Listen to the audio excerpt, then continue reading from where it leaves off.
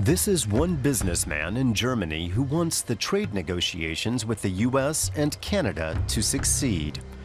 No tariffs, unlimited free trade. It's Kai Buntemeyer's dream. He's the CEO of an engineering company that employs about 1,300 staff. 90% of the special machines built here are for export, and we need free trade so that we can do our work without additional costs and bureaucracy.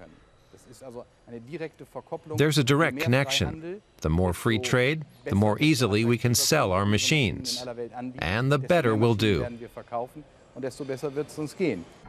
For Martina Rommelt-Feller, that sounds too simple.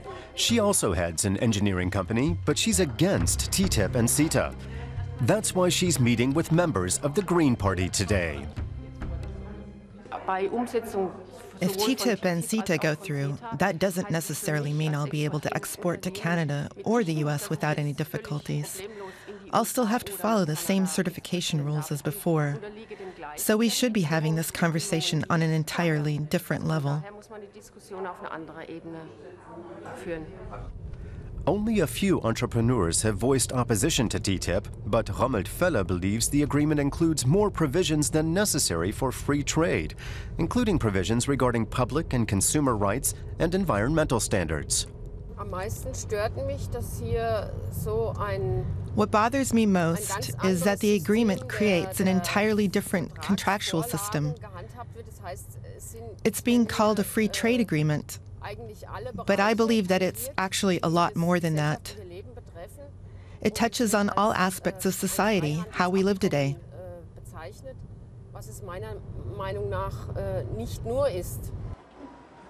Kai Buntemeyer shares her view. He says the agreements do indeed encompass more than just free trade, but he still favors them.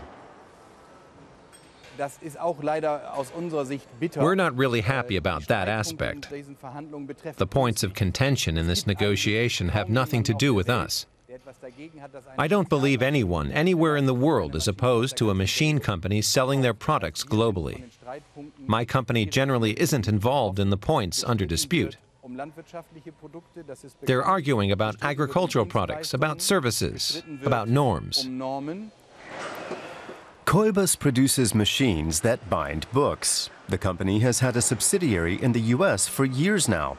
That's how they know just how complicated it is to export products to the US or import products from the US back to Germany.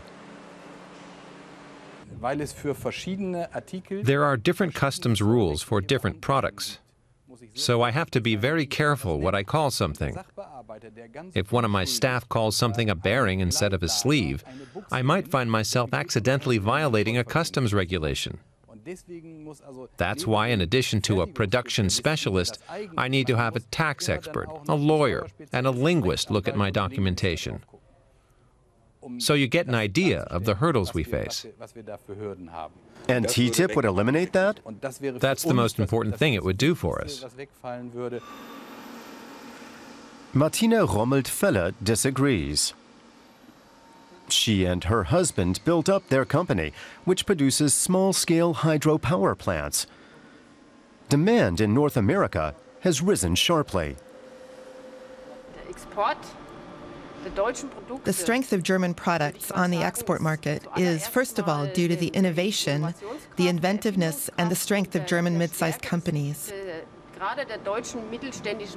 They come up with great products that are in high demand around the world.